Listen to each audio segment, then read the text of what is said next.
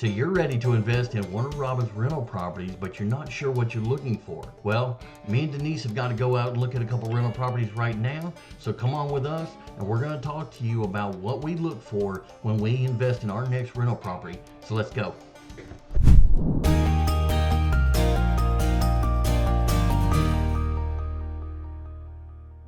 All right, so if you're buying a house for rental properties, what kind of features are you looking for when we walk through those houses? I look at how many bedrooms and bathrooms. I'm particular about 3-2s.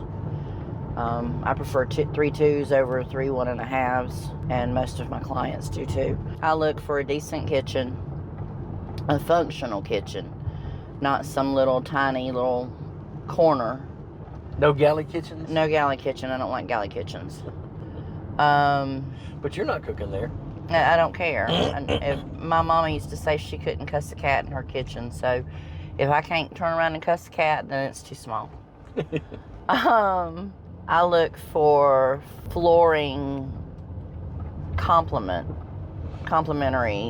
I like the flooring to kind of look like it goes together. Not like a patchwork quilt like some of them that we've seen in the last couple of weeks. Yeah, I mean, even if you have 2 or 3 different kinds of flooring, it still needs to have the same general theme, general color code type thing. I don't want black floors with red carpet or something like that. I like having the colors that complement each other. So why does that matter?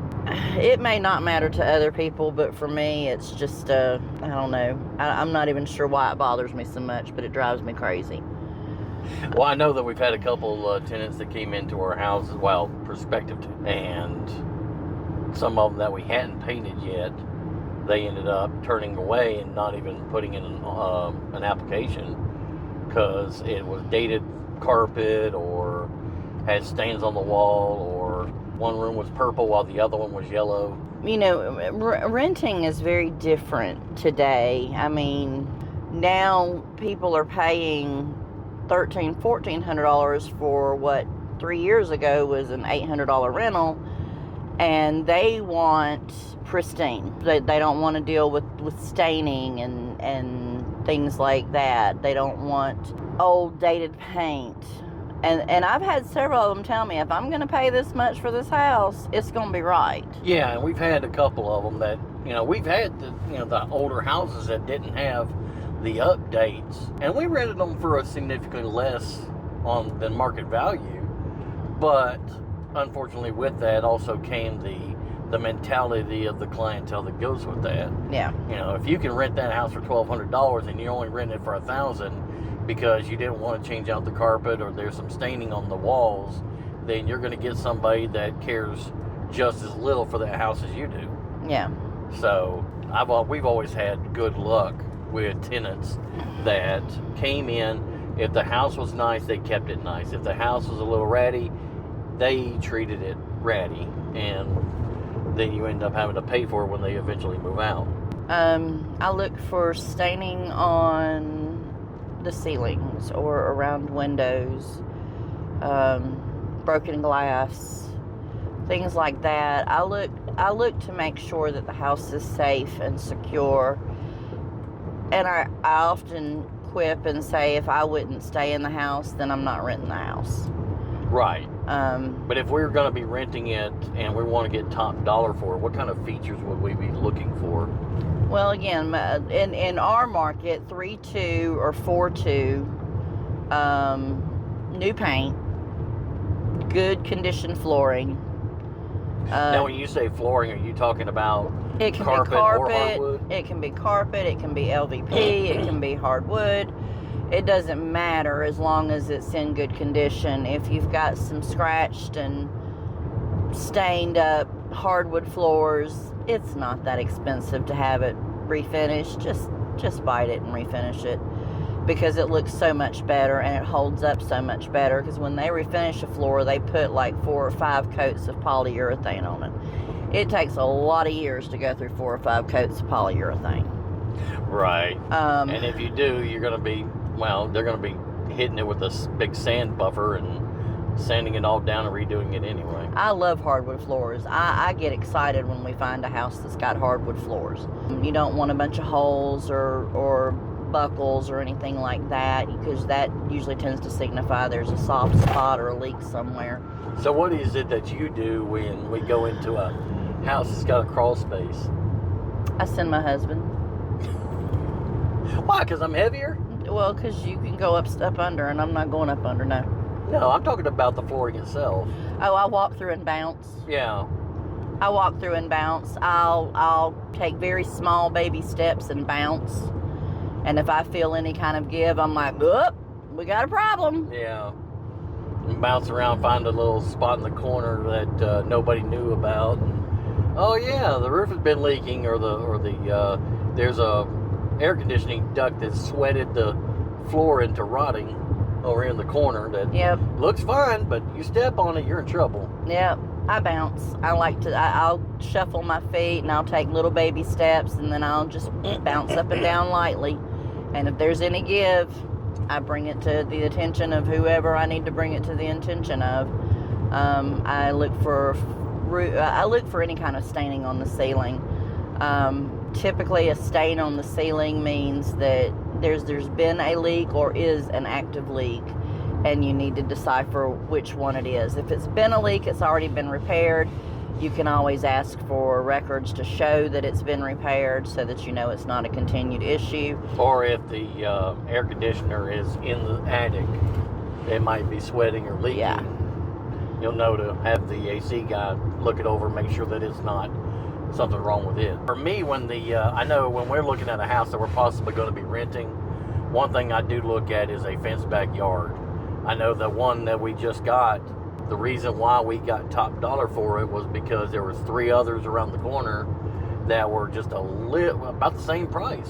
As a matter of fact, they were actually just a couple $100 cheaper, and they were much bigger houses. And they had no yard. They had no yard. They had no fence. And this particular couple wanted a fenced-in yard. They wanted some place that they could go plant a little garden, and the backyard was plenty big enough for a little personal garden back there.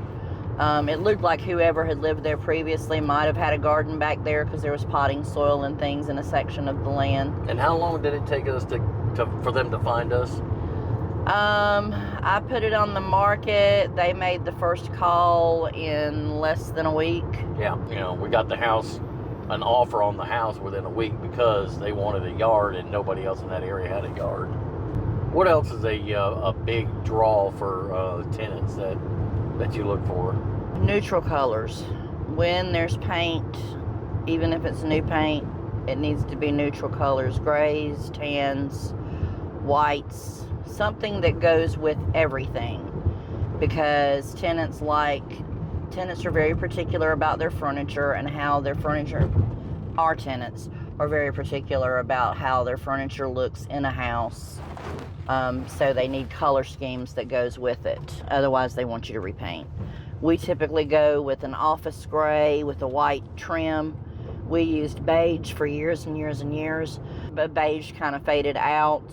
So I still like beige. I still like the browns and the mochas, but gray was top dog for a little while. Now I think that the industry is shifting again, but we haven't changed our color schemes yet.